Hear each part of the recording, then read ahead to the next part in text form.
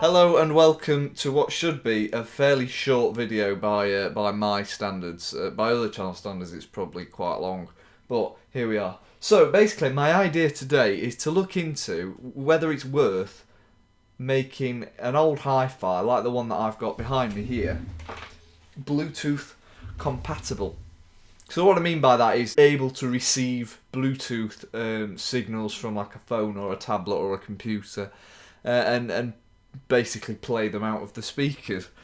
So I thought to myself, well, what's the best way of doing this then? And I came to the conclusion that something like this Amazon Echo Dot is probably one of the best ways of doing it. It's I think this is a second gen Amazon Echo Dot.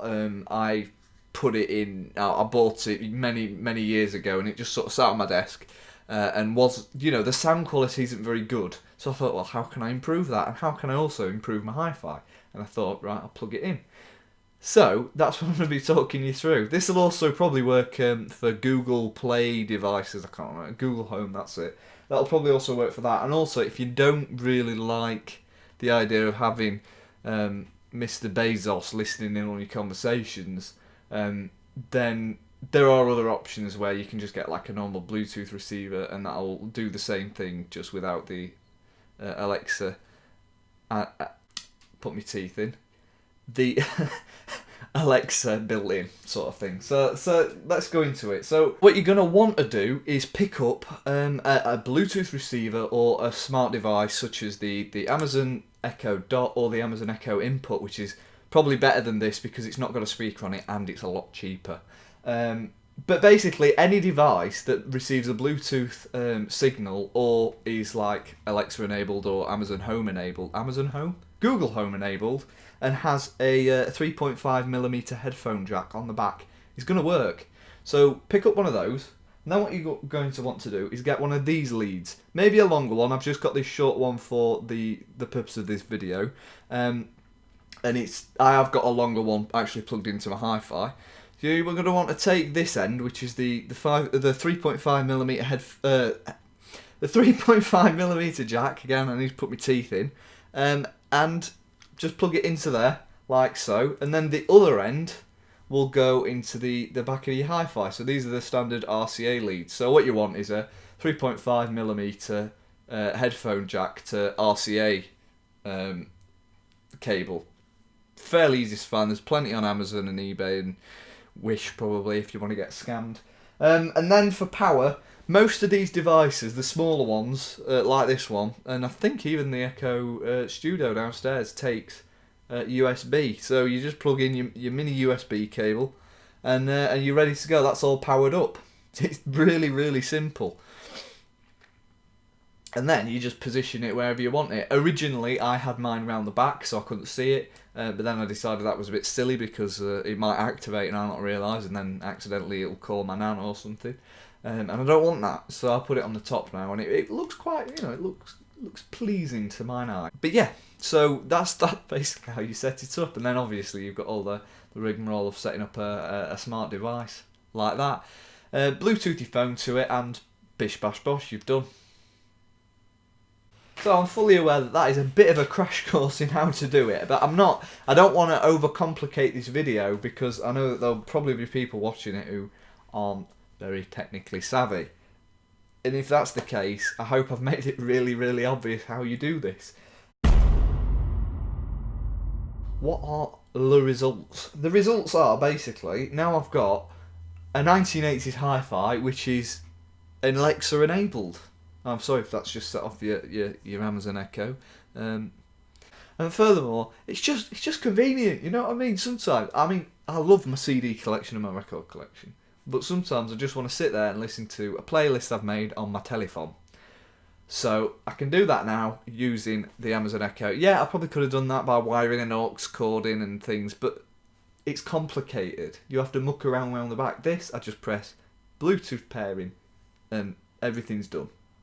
Very simple, hopefully. Another thing that, this is a byproduct of my hi-fi system, so this might not necessarily be the case with yours, it looks cool when it's speaking. You know, I've got a graphic equalizer, so it looks like it's got a voice. You know, like out of a sci-fi What's the weather film. like?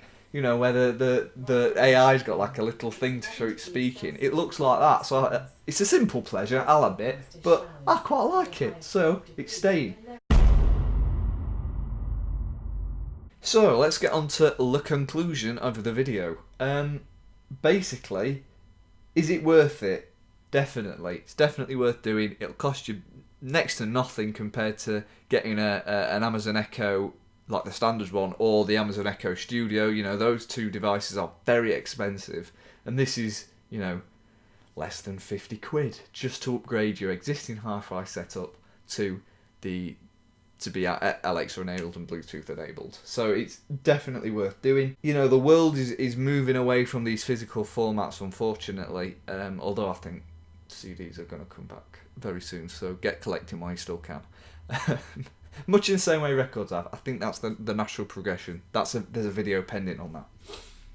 But what it means is you can listen to Spotify, your Amazon Music on your old hi-fi, and you don't have to buy new equipment, which is surely a good thing, because then you don't have to muck about looking at, which is the best one to get, what's value for money, you know what I mean? You're gonna get something that's bog standard. You already know your hi-fi works, you already know how it works, and you know it sounds probably quite good, and you like the sound of it, so why replace it with something that probably won't sound as good? And finally, as I've just mentioned, you know, the sound quality of this that I've got in here is now far better than the studio that I've got downstairs, you know, the Amazon Echo Studio downstairs. It's good, but it's not got a patch on this hi-fi setup. So it seems daft to decide to have another thing rather than just integrate it into your existing system, you know. So, you know, in terms of sound quality, convenience, value, these are all big pluses for this sort of system. There is probably a few negatives, you know, one of which is the fact that this is going to get technical now. The amplifier in this is driving the amplifier in my hi-fi, which is then driving the speakers, so there's a lot of steps there. But if you stick this on 10, you're not going to really notice too much of a difference in the sound quality. And I think that is even, you know, completely negated in the Amazon Echo input, which I'm hoping they still sell. But if they don't, then the Dot's probably the best thing. I looked at the newest Dot, which is the 4, and it's like a big ball, with a good speaker on it. Now, just try and keep it simple. If you can, get a second-hand Dot off the internet, you know, an old one, because you don't need the sound quality of a newer one. You just can get the old one and it'll be fine. So you know, I'm trying. This is the best way of making a saving, is what I'm trying to say. I'm giving you consumer advice. And also, one basic thing that is lost on literally every Amazon device is stereo. You know, the one downstairs, the studio, says it's surround sound. It's not. You can tell it's coming from one point in the room. There's no stereo separation there. Whereas in here, I've got two speakers a fair distance apart, so I've got nice stereo separation.